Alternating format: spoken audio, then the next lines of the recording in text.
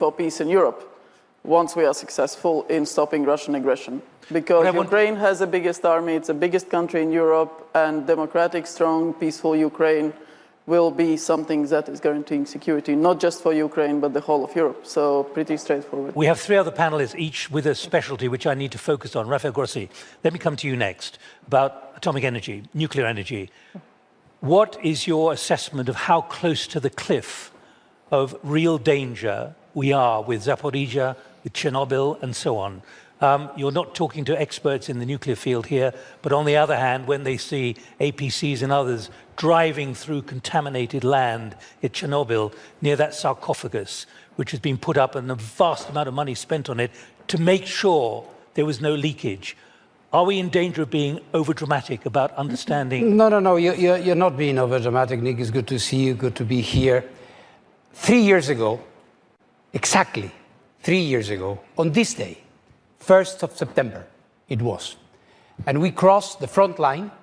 I was there with our experts to set up something unique that never happened before, which is an independent mission of the IAEA in an occupied territory, which is still today deployed in Zaporizhia.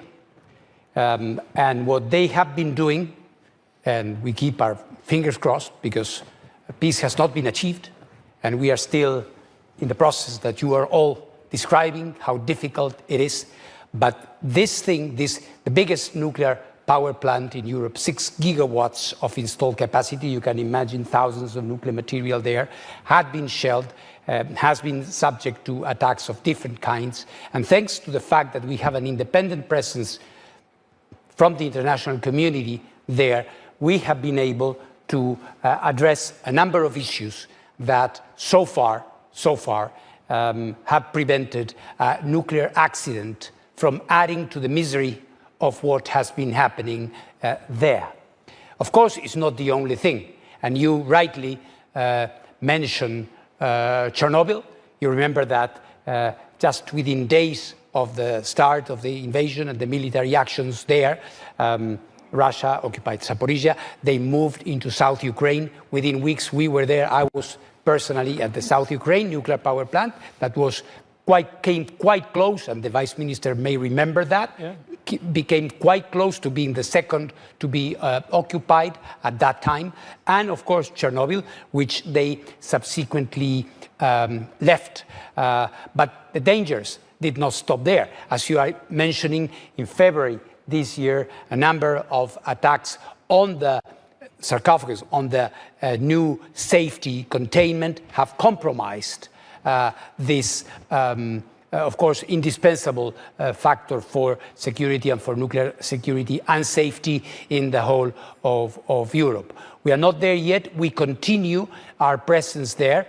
There is, and through the talks that we have been having, of course, with Ukraine, and I've been there 13 times since the war began, 6 times crossing the front line. So we are there, and we are not going anywhere until there is peace.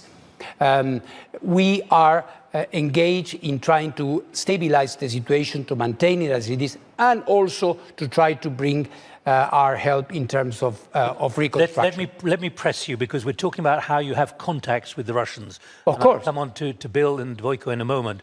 But what is your experience? Is it a dialogue of the deaf when it comes to you raising the alarm and saying, do you realize what will happen if you continue to do this? Well, I think a way to answer your question, Nick, would be that we have been able to avoid the worst so far. Through productive contacts or not? Of course, direct contact. It's the only way. You know, I will say something very sincerely here. On occasion, many occasions, I've been personally criticized for engaging with, I've seen Putin more than once, President Putin, apart from all the others. And I have always said, if I don't talk to him, who do I talk to about the situation that they have created? How do I engage? And it's something I've discussed with your president many, many times, and I think it's essential when it comes to diplomacy, Ambassador. This is our job, to reach out, not only to present a position. There are many people who are, of course, doing this and expressing very vocally the sentiments that I think are widely shared. The essential thing here is to keep, and for this we have established a number of principles which boil down to don't shoot at a nuclear power plant, please. They have a more technical formulation, but we have been able to implement this by and large. Of course, it's a day-to-day effort, and hardly a day passes without an attack or a drone incursion or a blackout that leaves the station without external power supply. Do you have a level of confidence building or not? Do you have a level of confidence with the... We have a level of dialogue, and we are there. Confidence building, you know, at times of war is very, very difficult to establish. What you need to have is a presence, because another very, very important thing is that by being there, we have been able to avoid fake news. We have been able to avoid false narratives that could be emerging from this situation, because we are there. Every time there is something happening, our experts have the ability to go, to check, to talk to people. And even in very difficult personal situations that some of the Ukrainian staff had to endure there, we have been able, by being a presence on behalf of the international community, to do for them. Rafael, for the moment, thank you. Bill, let me come to you. For the last 20 years, you've been declared a threat to Russian national security. You have a very clear idea about the Russians. What should we be understanding about the way they negotiate? And then I'll come to Vojko as well. But I need to hear from you about is there a degree of naivete here or not? Total naivete. I was the canary in the coal mine.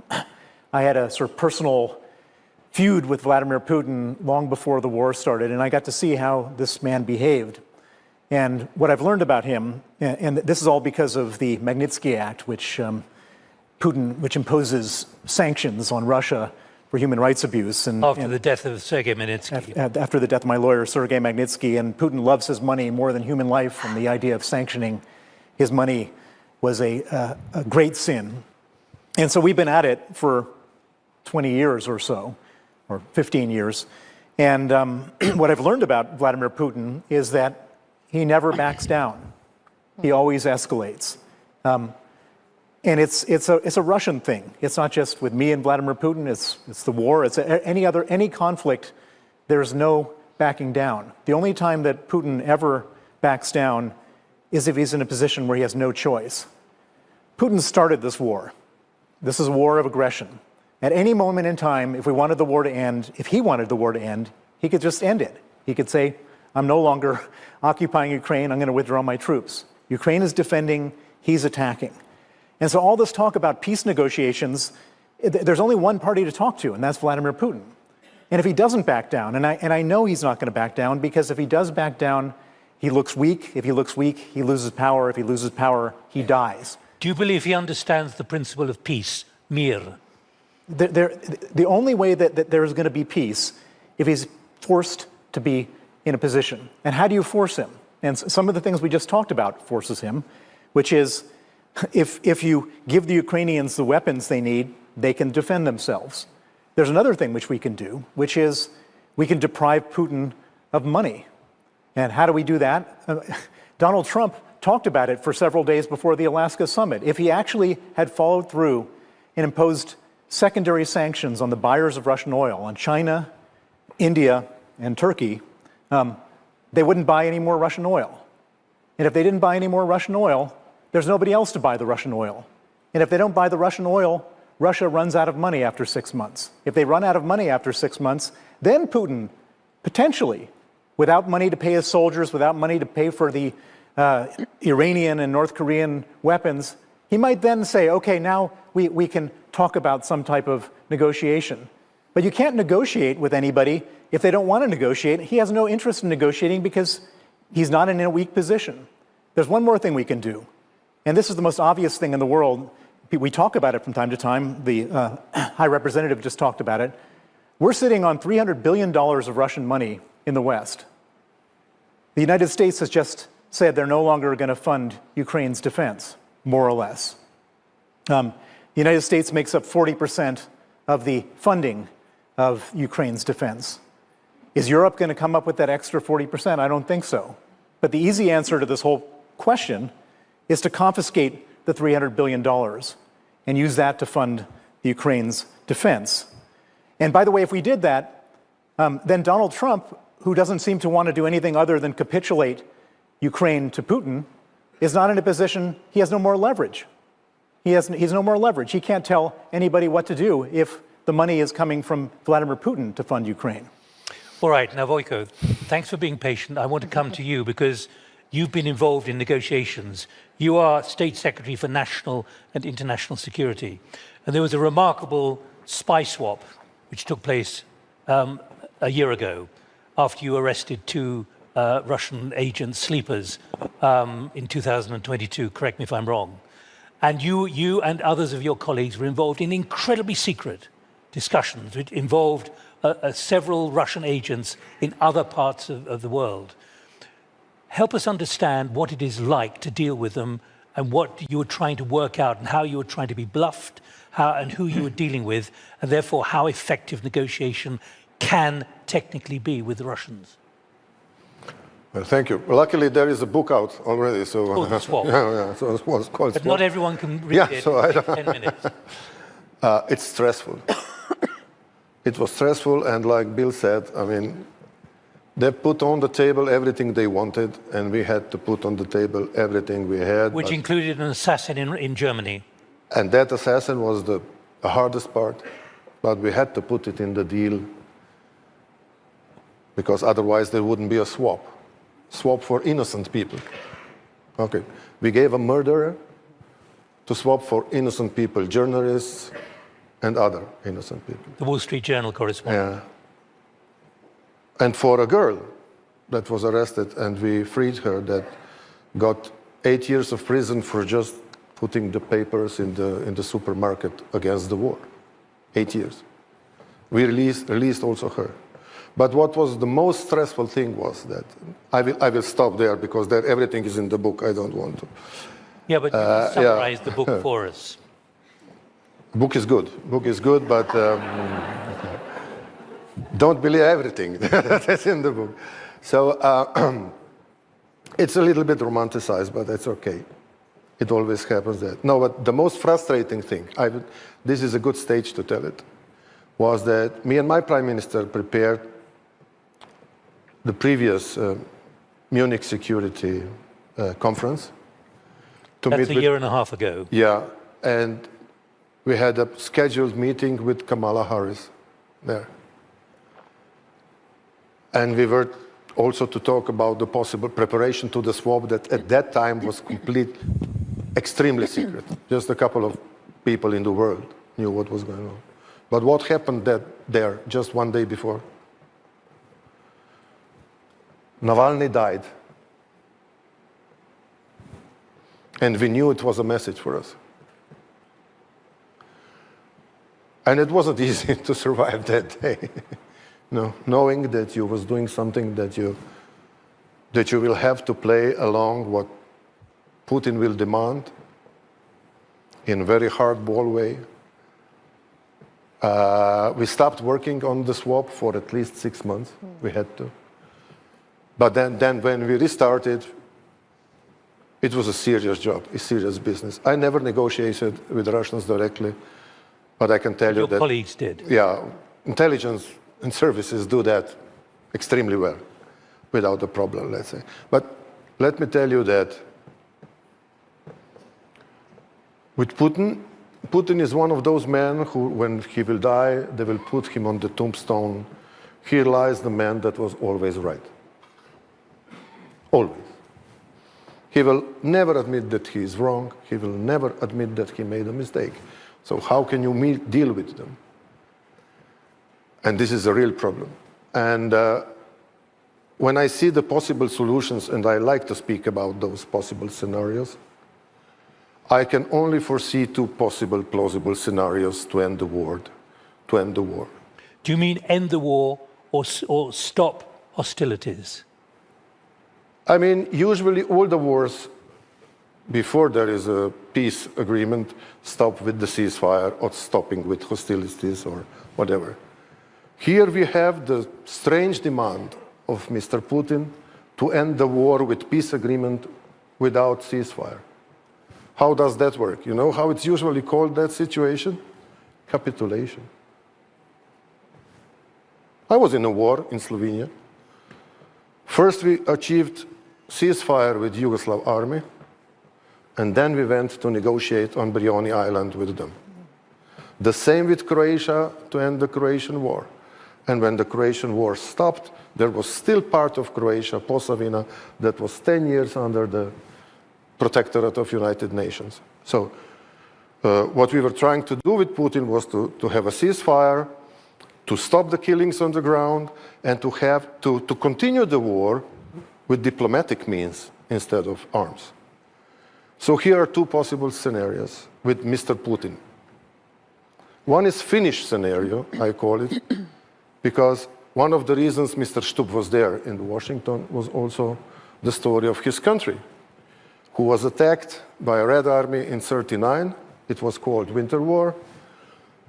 Finns bravely fought the Russian army. They stopped them, but the war ended with the cession of the territory from the Finnish part and the guarantees for their sovereignty on the other side. Then they were neutral, and today they are a member of NATO. But this is the scenario when Ukraine goes along and when Ukraine decides on whether this scenario can happen. The second scenario is Korean. Stalemate. Stalemate, Korean stalemate. The war continues technically. Hard freezing the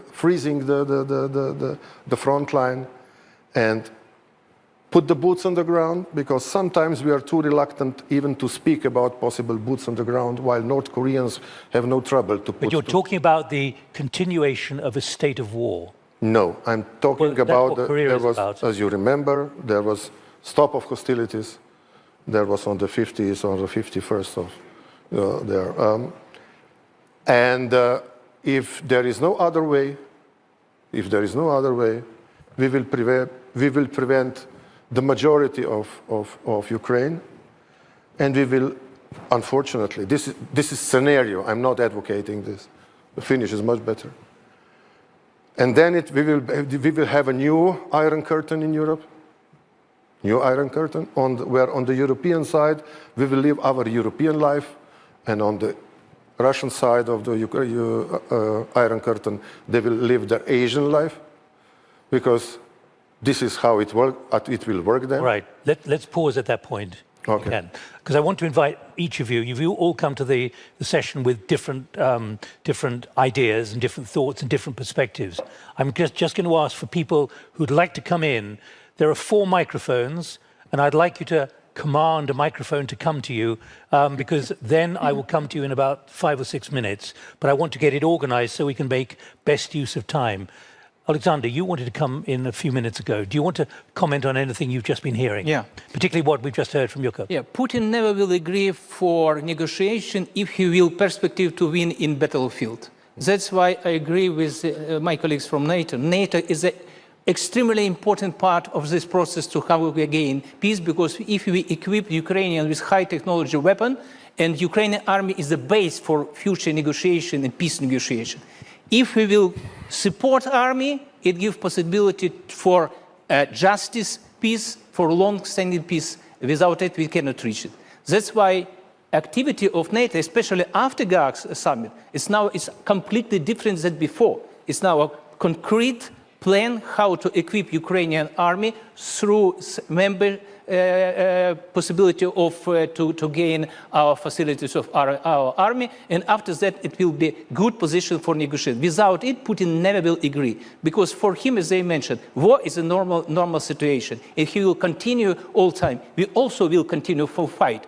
And if we will continue that, it will be losses of more Ukrainian soldiers, but we never will agree for frozen conflict, we will never agree for capitulation, because we have 2 options for peace. Peace to push for Putin and to sit him, to press him for accept ideas that he will loser and he will have to release our territory, and after that it will be normal situation. Or second option, to push Ukraine to accept capitulation, and after that it will be housed in all of the world. That's why we all interested to support Ukrainian army is the basic position for future negotiation, and through all activity we push Putin to recognize the situation. Without it, we will never reach the peace. Baiba and Radmila, what's your reflection of what we've been talking about for the last 45 minutes, about whether this is a path which is developing? In other words, the garage door could somehow be made open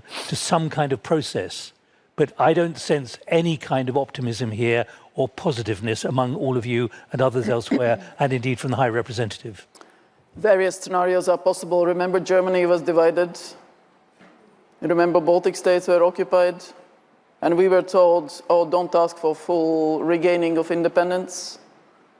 You know, you're going to destabilize and this and that. So we knew what we were doing. We knew that we were right, that we could do it, and we did it. My first portfolio in the foreign ministry was Russian troop withdrawal portfolio as a young lawyer, state sovereignty issues, and we did it after 50 years of occupation. My parents were born in the 30s when Latvia was independent. So regaining territories, regaining people, regaining statehood is possible. Uniting Germany was possible, but it requires force. It requires to be strong ourselves. So 5% for defense is not a joke. We need that, because that is the first precondition. It requires transatlantic unity. It requires strong Ukraine. And it requires pressuring, butchering Kremlin to believe that he's weak. And there is no other option. Yeah. Let me say peace is possible, but we do need both parties to engage. And we have seen the commitment of Ukraine. They are prepared to negotiate for peace. We haven't seen the commitment from the Russian side. The only way we can push them into real negotiations on long-lasting peace is supporting Ukraine and sending this message that our commitment to Ukraine will not disappear tomorrow, that we are here for the long process even, but also to increase the price of war to Putin. You know, through sanctions, through the discussion about frozen assets is not something that NATO engages in, but I have participated at some of the meetings and heard some of the heated EU ministers discussing it. The war has to be expensive. It has to cost him politically if he is to engage in negotiations. But the engagement of the US president is something that we have welcomed. You know, we do need to start discussing and thinking about peace negotiations, but it's not just an analysis. It cannot be just words. It has to be through a sustained effort to support Ukraine and through a sustained effort of the coalition of the willing, ready to send the so-called reassurance first, the security guarantees that will support Ukraine. Without these elements, it will be very difficult. But there is a chance, and we have to do our best, and we have to deliver on our side, from our responsibility, so that Ukraine can really negotiate from a position of strength. Rafael, can I just ask you, do you feel at every stage you are dealing with Putinistas, right from the top to the bottom, on something as so important as nuclear security? People who only think like him? Well, I think they do understand. We should not forget that Ukraine and Russia are nuclear countries, are countries that have vast nuclear infrastructure. For Ukraine, is a lifeline, really. Without the 9 remaining nuclear reactors, the whole country would have collapsed. And I think the way in which the energy infrastructure has been kept in very difficult circumstances has been really heroic.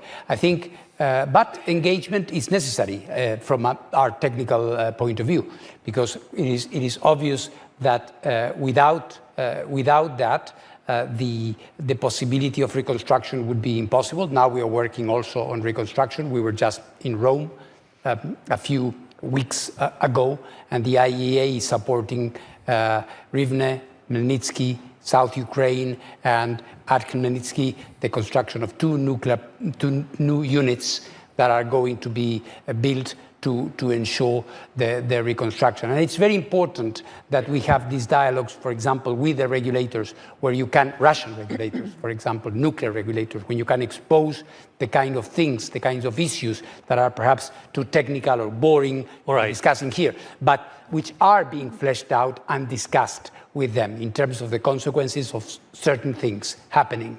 Thank you very much. Right, who's got the microphone? Yulia from Ukraine, I think, please. And also Nicola from North Macedonia, I was told about. A quick intervention, please, from you. Yes. So, as you mentioned, I'm from Ukraine, and no one wants peace more, just peace more than Ukrainians.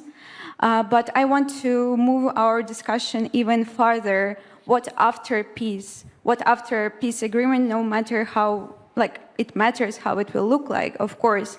But the question is how the Europe and the world will engage with Russia strategically after this peace.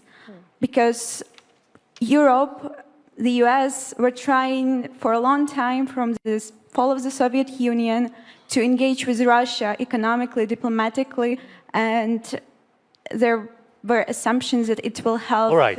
Okay, good. Nicola from North Macedonia, where are you? Please.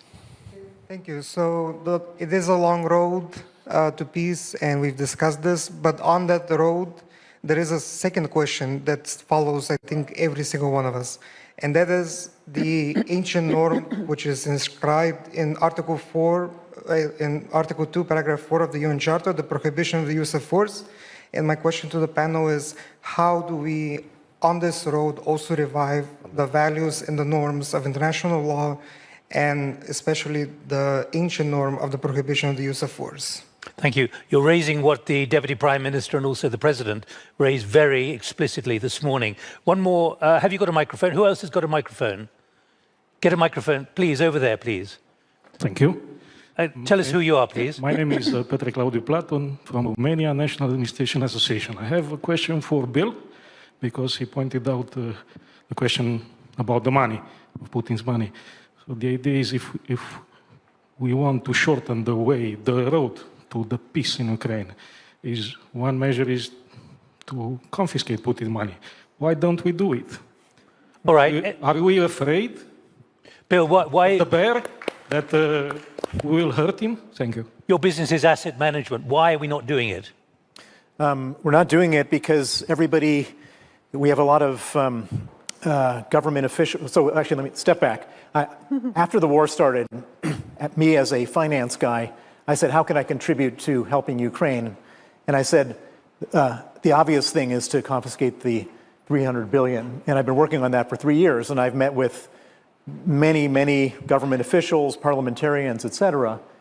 And what started out as a complete non-starter, everyone said it's against the law. It's not against the law to invade a neighboring country and destroy their country, but it's against the law. They're protected by sovereign immunity, supposedly. And I said, okay, well, if that's the case, why don't we change the law? And the United States actually did that. The United States created something called the Repo Act in the Biden administration, which allowed them to confiscate the money in the United States. In the EU, we haven't done that. In the UK, we haven't done that. In Canada, actually, Canada has done that. But then there's this sort of, I would say, unrealistic expectation that there is some type of possibility of negotiating. We're up here talking about negotiating peace. We can't negotiate peace with a guy who's absolutely dead set on war. Putin has not altered his expectations 1 centimeter from the very beginning. He doesn't want peace. And so if you go around the European Commission, they're all saying, well, you know, we need to hold this back for discussions about the reparations at the end of the war. There's not going to be reparations of a country if Russia takes the country. Mm-hmm. And so, having said that, since I started this whole thing, we've moved quite a bit, and everybody has agreed. Okay, it's not legal to take the money, but we can take the interest on the money, which is no more legal or less legal than taking the money. And so we're eventually going to get to the point where the question is going to emerge in all these countries, in the European Union, in the UK, do we want the taxpayers to pay or do we want Putin to pay? And once it becomes that question, That's a political question. That's not a bureaucratic question. Then it will be resolved and the money will be taken. Thank you. Okay, does anyone want to come in on this, on money? Please. We have Magnitsky Law, thanks to Bill. And it's also valid in European Union countries. And no, I wanted to say that, if I can, the question about how will relations between Europe and Russia look after the war? Well, that's the question I'm trying. Can you envisage that? Yeah, and this is my provocation, basically, about Korean scenario, because Russian generations, Russian young people should think about what will happen to them if this war freezes on the present front line. Because God bless to multilateralism, but I only see in the world now two superpowers. One is outspoken, which is United States, and the other is pretty introverted or hideous, which is China. And China is supporting Russia so much that if this Korean scenario happens, I don't know whether Russians can escape to their Chinese future. In terms, yeah. So they will have to decide to finish this war in a manner that will give prospect to young Russians or to Russia to become European or Asian European state again, or will it for a long time be separated from Europe and be connected to Asia? Let me just can we just pick up the two thoughts from Yulia and Nicola. Do you want to come in, Alexander? Yeah. We've got 11 minutes to run, so I'd like quick answers, please. Very shortly answer. Impunity and impeachment create possibility for next war. That's what we need to create situation for punishment all regime of Putin. It will be end of war. Without it, it will be creates new possibility for new war. That's why establishing a criminal tribunal is very important things. We need to bring all people headed by Putin to this tribunal. First of all, now it will prevent us, for all of us, not only Ukraine. It's case concerning all of us. That's why I'm absolutely sure that our peace agreement will be creates possibility to bring them for punishment. That's my answer. Radmila. Fully agree with what Alexander said. What happens and what will happen to Ukraine will echo, and that will affect how aggressive leaders, how aggressive prime ministers and president consider a next territorial integrity challenge. So it is a test, not only for Ukraine, it is a test for Europe and for us. But on the issue of how do we define our policies vis-à-vis Russia in the future, I think what has happened, at least in NATO, and I think what happens in EU shows this as well, is that even if the war in Ukraine finishes tomorrow, nobody expects that we will go back business as usual pre-2020 or pre-2014, because the confidence has been lost, and all the people or politicians who were preaching different narratives were utterly proven wrong.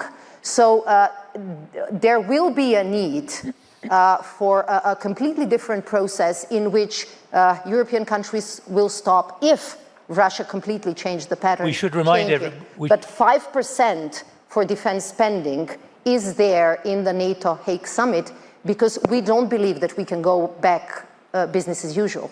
We should remind people that Putin once raised the prospect of Russia joining NATO. Oh, yeah. And there was a Russia office at NATO. Yeah, yeah. Quick answer on both. One on process with Russia. As Radmila says, there is no expectation Russia going back to some type of peaceful country. That's why NATO's defense plans are planned against Russian capabilities. That's why specific 5%, that's why 3.5% for hard defense, because that's the capability targets and the actual stuff that we need as allies to make sure that nothing happens to ourselves. From that also, it means that supporting Ukraine is more viable, so pretty straightforward. And then on international law and what it means, you know, in a wider sort of trust in international system, Remember, Ukraine, the first things that Ukraine did was actually on the basis of Article 2 to turn to the UN Security Council and request Security Council to take action on the violations that Russia was doing. So Russia vetoed the ability of the UN to act. And then Article 51, which is right to self-defense, individually and collectively, on which also NATO is based, was used for Ukraine's self-defense. And that's why when NATO actually, as allies, we analyzed whether we become party of the war if we provide Ukraine with weapons and with other assistance. The answer was no, because the Article 51 covers self-defense, it covers others providing rights to self-defense and means to for self-defense. And no, neither NATO nor allies nor anybody else helping Ukraine does not become party to the war. So we are succeeding Slovenia in the Security Council from 1st January. And we'll be very, very, very much looking to actually this trust in international law, these standards that the UN Charter embodies, that countries, wherever they are, in Africa, Asia, or wherever, they don't want to be invaded by their neighbors. It's so really, it's really basic law. You a little bit. Zaki, can you just hang on one moment? Yeah. Let me get another question. We've got about 7 minutes to run.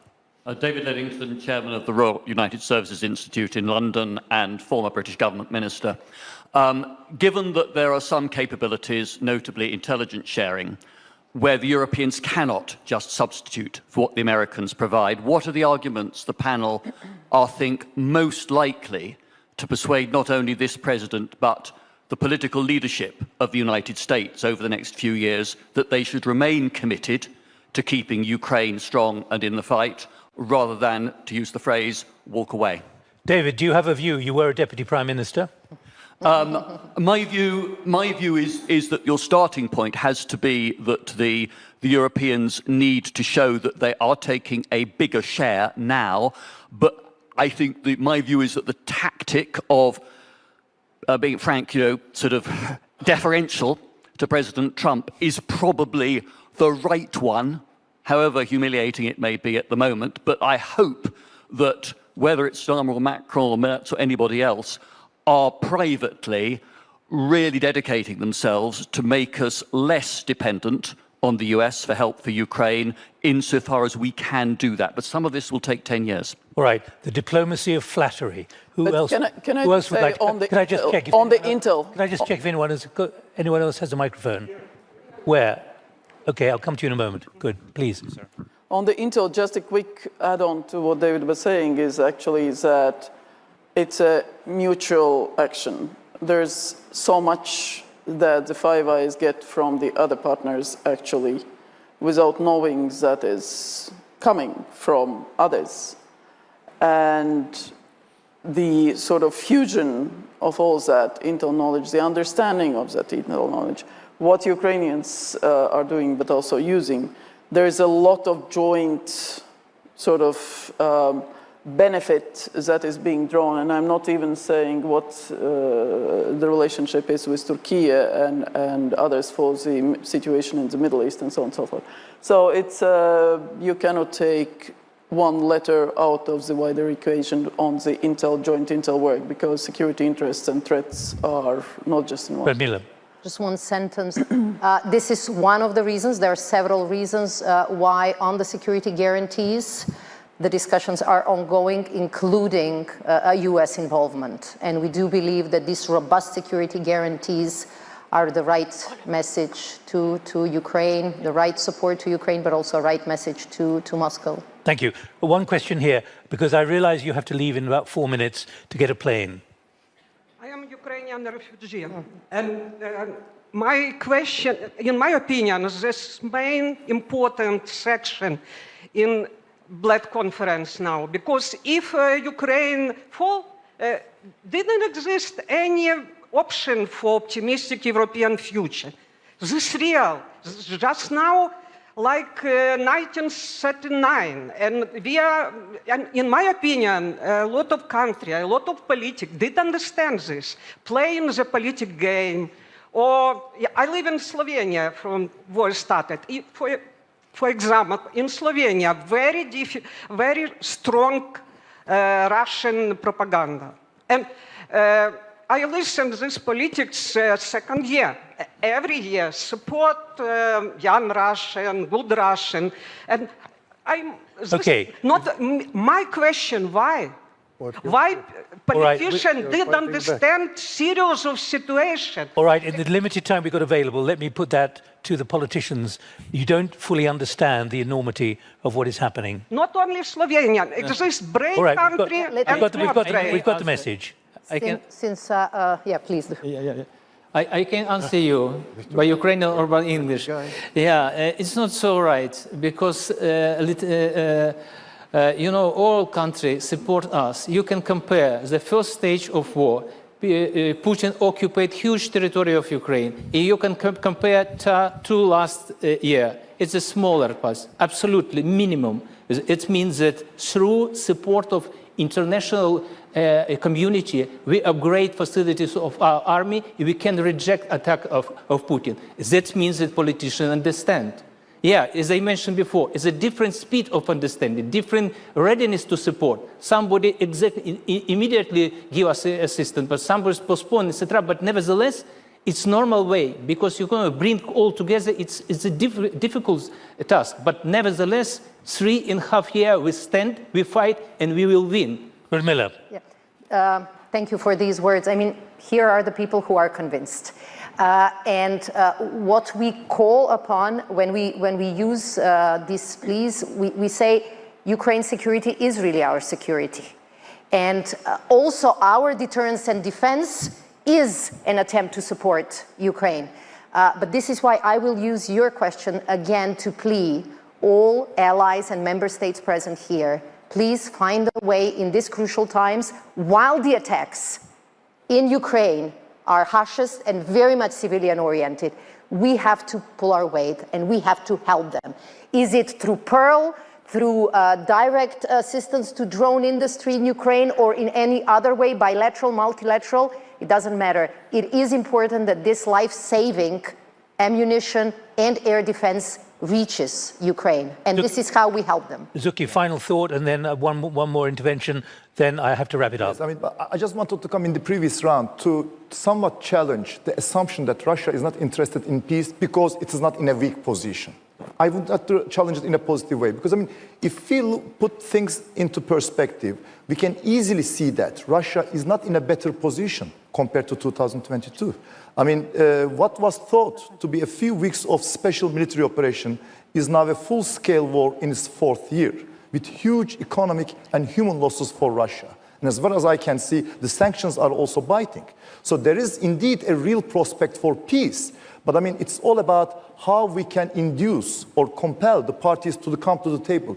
And as to what we can do, Europeans and the US, in that, I think we have a significant role to play with the necessary sticks and carrots. And among them, of course, most important of which is the continued support to Ukraine in terms of defensive capabilities so that they can hold their lines and defend their country, but also about the short and long-term security guarantees that will have to be provided to Ukraine for the aftermath of any peace deal or ceasefire. And I think in that regard, do not really overlook at it. The capability of the willing countries set up by the Europeans at the beginning of this year has already drafted some detailed military plans for that purpose. And in response to the question that is provided by the gentleman behind, the US administration recent decision to support and contribute to these plans is, I believe, an extremely significant step, which I hope might make it easier for both parties to take those hard and bold steps that can pave the way for a final, fair and lasting peace. Thank you, Zuki. Yeah.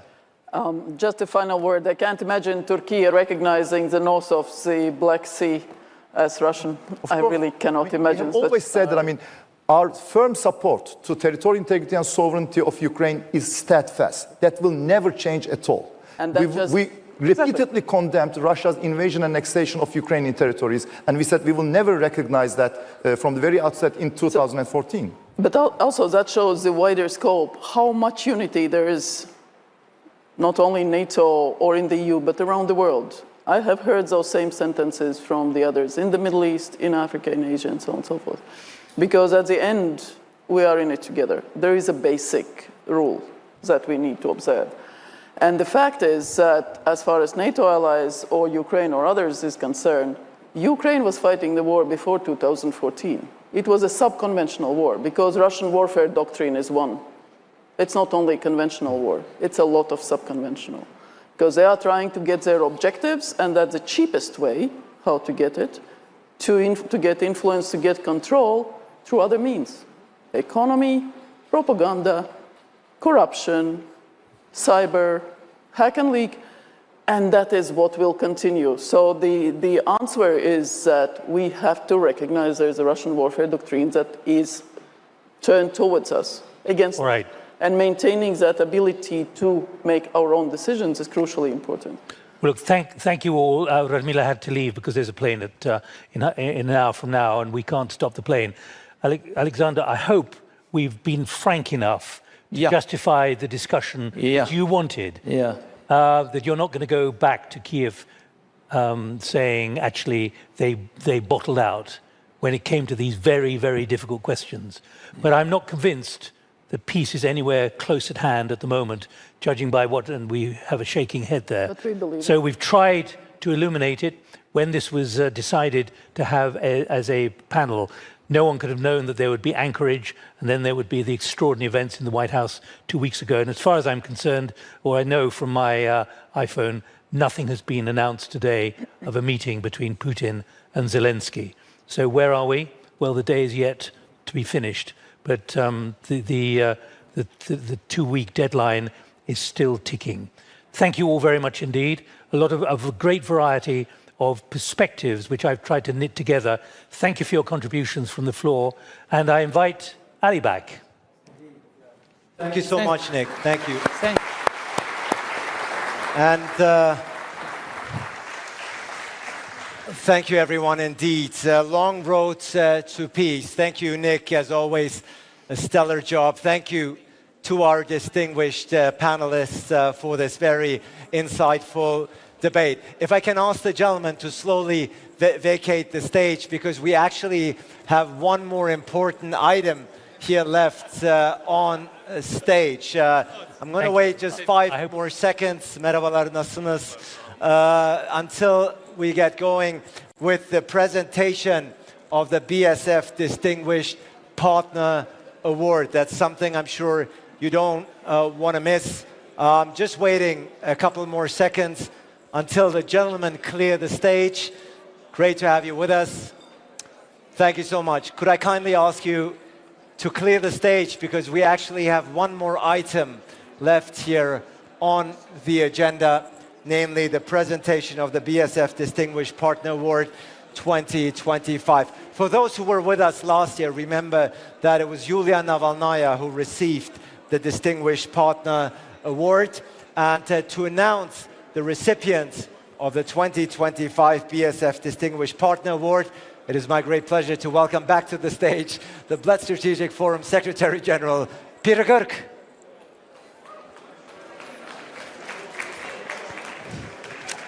Floor is yours, Peter. Thank you very much, Ali. Since it's the 20th anniversary of the Bled Strategic Forum, it's only fitting that we recognize those who contributed the most to the success of the forum, and that it became one of the most prestigious strategic events in Europe, but also in the wider international community. With this in mind, the first recognition award goes to the founder of the Bled Strategic Forum, former Minister Dr. Dimitri Rupel, whose foresight and determination led to the organization of the forum in 2006, and because of him, the forum became what it is today.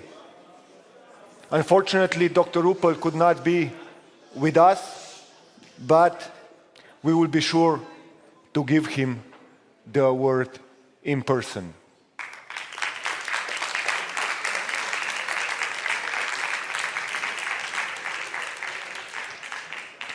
Next award is for those who preceded me and who worked with the passion, courage, and dedication in order to make this event happen from year to year. We are going to honor and recognize the work of the former Secretary Generals who have been bold enough to take this function and make it what it was or what it is today.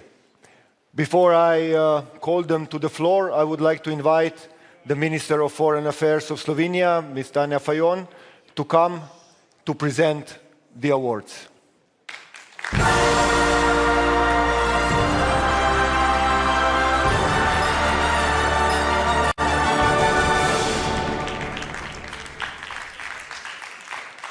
And let me call now the first Secretary General of the Bled Strategic Forum. It was in 2006. My dear friend, Ambassador Darja Baudaš-Kuret. Please, Ambassador.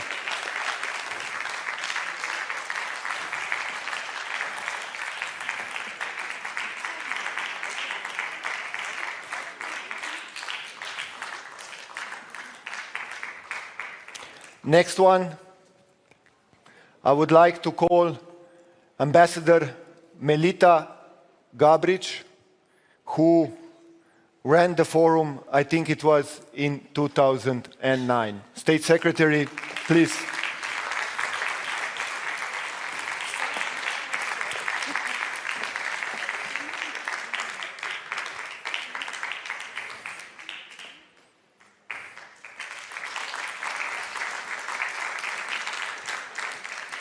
Next one is also my dear friend, Ms. Miriam Možgan.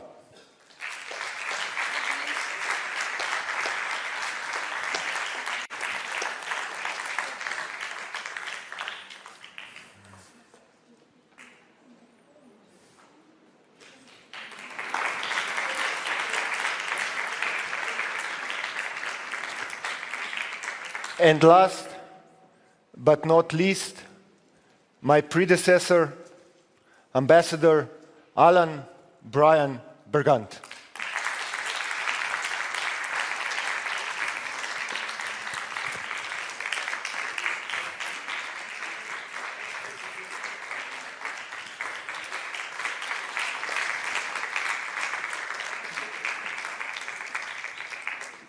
Thank you very much, former Secretary Generals. Without you, we wouldn't be standing here in this hall. And now a special recognition to somebody who actually was not just present at all the 20 Bled Strategic Forums, but was working in each of them, ensuring that the forums are being done in orderly and efficient manner. When I see her running around the festival hall every year, I know that the forum is going to be great. And until she is going to run around, I hope I will also be here, because without her, the things just wouldn't work out. Let us honor Alenka Žigon, member of the Protocol Department.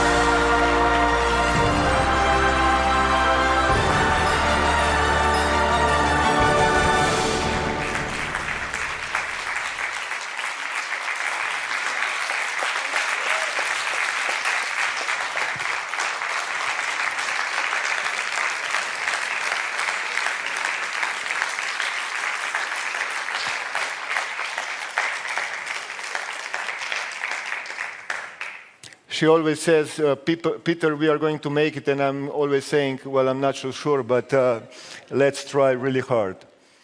And finally, the BSF Distinguished Partner Award. This year, we are going to give it to the ones who are not with us anymore.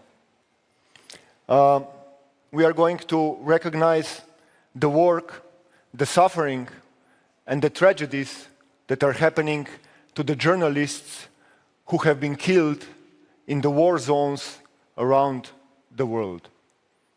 Especially, we are looking now at the atrocities which are happening in Gaza, where I think since the beginning of the year, 62 journalists have been killed. Journalism, therefore, is not just a profession, but a pillar of democracy and freedom. Free and independent reporting enables transparency, civic participation, and informed decision-making. The tragic loss of journalists underscores both the high cost of press freedom and the urgent need to protect it. The BSF Distinguished Partner Award is going to be accepted by Maja Sever, President of the European Federation of Journalists, who is going to give you a video address. Please.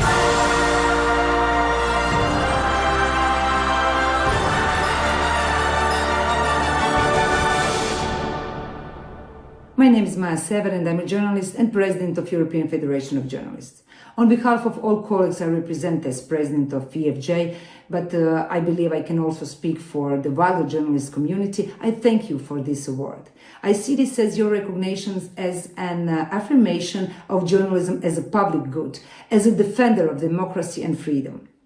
I accept this award with deep gratitude, but also with sorrow in my heart.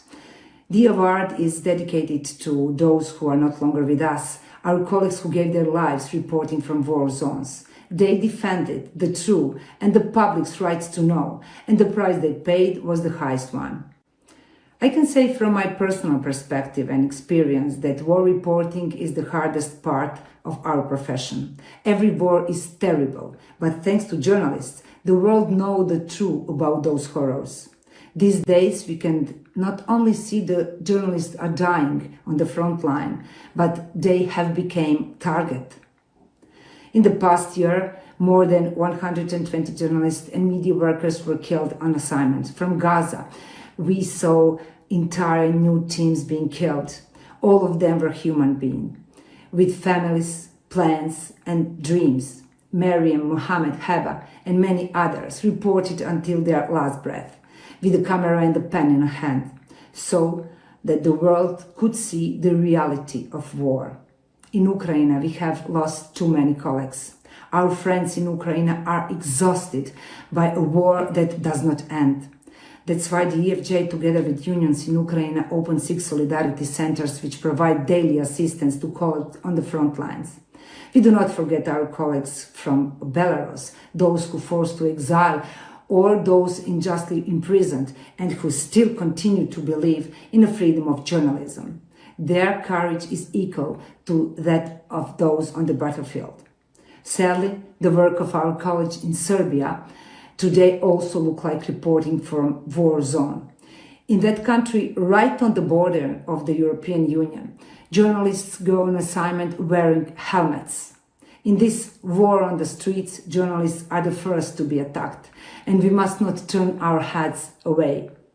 This award is recognition of all the brave people who are not afraid to risk their lives so that you can know the truth. We accept it in their name and we dedicate it to them. Thank you for not forgetting our colleagues. Thank you for standing with us in the fight to ensure that journalism, against all odds, survive.